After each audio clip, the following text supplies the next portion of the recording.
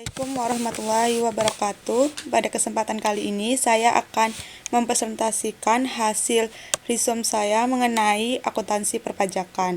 Resume ini dilakukan untuk memenuhi tugas mata kuliah seminar akuntansi dengan dosen mata kuliah Ibu Dr. Daliana SE AK MSI CA. Kenalkan, saya Siti Aisyah dari Politeknik Negeri Medan, jurusan akuntansi, program studi akuntansi keuangan publik kelas AKP 8B. Pada kesempatan kali ini akan ada 3 jurnal yang akan diresum, yaitu 1 jurnal nasional dan 2 jurnal internasional. Langsung saja masuk ke jurnal yang pertama, yaitu jurnal nasional. Jurnal nasional ini berjudul Pengaruh Perencanaan Pajak dan Insentif Non-Pajak terhadap Manajemen Laba pada perusahaan manufaktur yang terdaftar di Bursa Efek Indonesia tahun 2013 sampai dengan 2017. Sumber dari jurnal ini yaitu Jurnal Permana yang terindeks Sinta 4. Jurnal ini dipublish pada tahun 2018 oleh Muhammad Sutrisno, Inayah Adisari, dan Yanti Pujiastuti. Berikut ini pemaparan mengenai latar belakang dari penulisan jurnal ini. Penelitian ini dilakukan oleh penulis untuk mengetahui pengaruh dari corporate governance terhadap kinerja perusahaan manufaktur yang terdaftar di Bursa Efek Indonesia.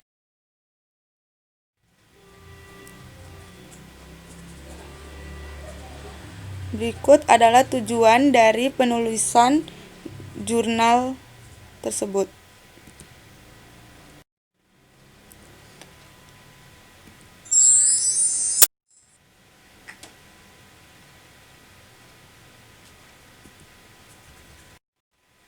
Berdasarkan pemaparan tersebut diperolehlah kesimpulan, yaitu di mana perencanaan pajak dan insentif non-pajak secara simultan berpengaruh signifikan terhadap manajemen laba. Kesimpulan yang kedua, perencanaan pajak secara parsial berpengaruh signifikan terhadap manajemen laba. Kesimpulan yang ketiga, earning pressure secara parsial berpengaruh signifikan terhadap manajemen laba. Kesimpulan yang keempat, leverage secara parsial tidak berpengaruh terhadap manajemen laba. Yang kelima, earning base secara parsial tidak berpengaruh terhadap manajemen laba, dan ukuran perusahaan secara parsial berpengaruh signifikan terhadap manajemen laba. Berdasarkan pemaparan dari latar belakang, tujuan penulisan, metodologi, hasil, dan kesimpulan, terdapat beberapa kelebihan dan kekurangan dari jurnal ini. Kelebihan dari jurnal ini yaitu, pertama, penulis telah menuliskan abstrak, sehingga pembaca dapat dengan mudah memahami isi dari jurnal ini. Yang kedua, penulis telah menyampaikan fenomena yang telah terjadi, sehingga pembaca mengetahui alasan mengapa penelitian ini dilakukan. Yang ketiga, penulis telah menyajikan tujuan dari dilakukannya penelitian tersebut. Kelebihan yang keempat yaitu referensi yang digunakan sudah cukup banyak, sehingga penelitian ini dapat dijadikan acuan untuk peneliti selanjutnya. Yang kelima, hipotesis penelitian juga disampaikan dengan baik, yaitu memulai dengan penjelasan singkat, lalu menyatakan hipotesis yang ada.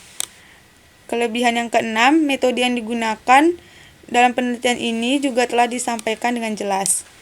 Dan kelebihan terakhir yaitu terdapat kesimpulan yang jelas. Nah, secara keseluruhan jurnal ini sudah dikatakan dengan baik, di mana peneliti sudah menyajikan secara keseluruhan dan mudah dipahami oleh pembaca. Baiklah, masuk ke jurnal internasional. Jurnal internasional yang pertama yaitu berjudul The Effect of Tax Planning, Ownership Structure, and Deferred Tax Expense on Earning Management, yang dipublish oleh Advance in Social Science Education and Humanity Research pada tahun 2018. Jurnal ini ditulis oleh Rina Mujianti.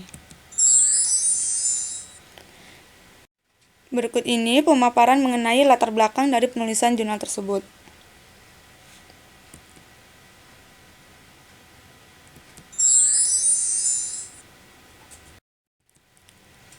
Berikut ini adalah tujuan dari penelitian ini.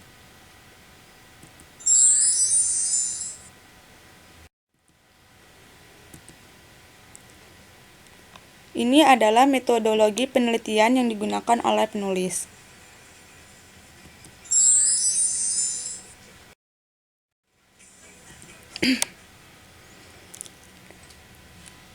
Berikut ini adalah hasil dari pengujian yang telah dilakukan.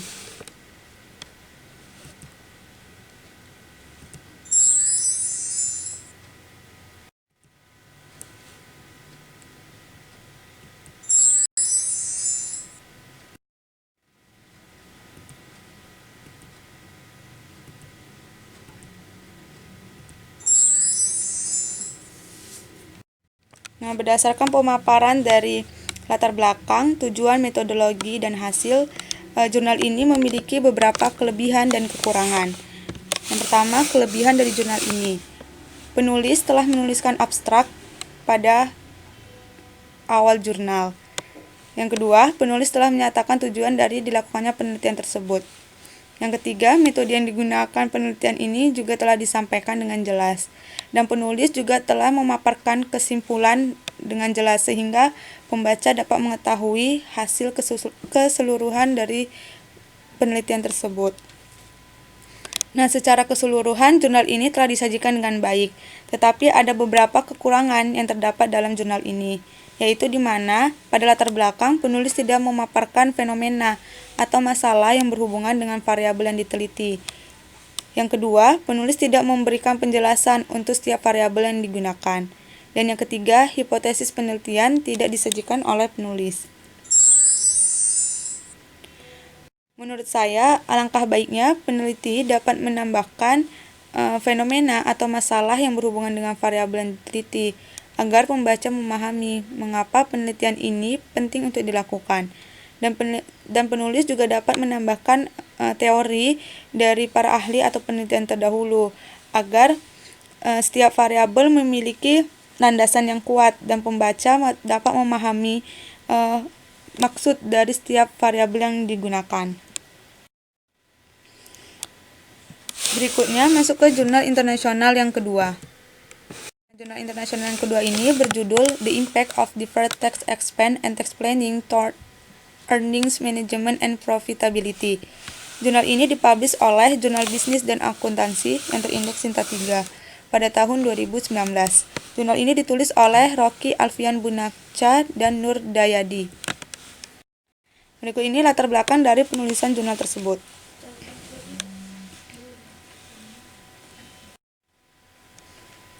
Tujuan penelitian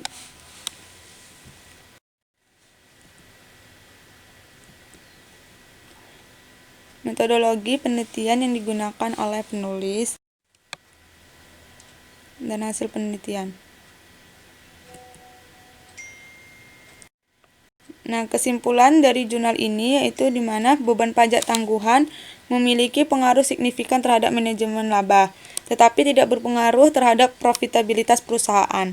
Kesimpulan yang kedua, perencanaan pajak tidak memiliki pengaruh signifikan terhadap manajemen laba, tetapi memiliki pengaruh yang signifikan terhadap profitabilitas perusahaan. Dan kesimpulan yang ketiga, manajemen pendapatan sebagai variabel intervening memperkuat pengaruh dari beban pajak tangguhan terhadap profitabilitas perusahaan. Berdasarkan pemaparan yang sudah disajikan, jurnal ini memiliki beberapa kelebihan. Yang pertama, penulis telah menuliskan abstrak sehingga pembaca dapat dengan mudah memahami isi dari jurnal ini. Yang kedua, penulis telah menyampaikan fenomena yang telah terjadi. Yang ketiga, penulis telah menyatakan tujuan dari dilakukannya penelitian tersebut. Yang keempat, referensi yang digunakan pada jurnal ini sudah cukup banyak, sehingga penelitian ini dapat dijadikan acuan untuk para peneliti selanjutnya. Yang kelima, hipotesis penelitian juga sudah disampaikan dengan baik.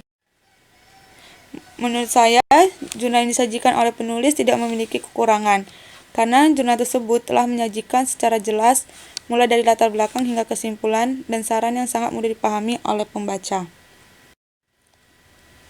Sekian presentasi dari saya, mohon maaf apabila terdapat kesalahan. Wassalamualaikum warahmatullahi wabarakatuh.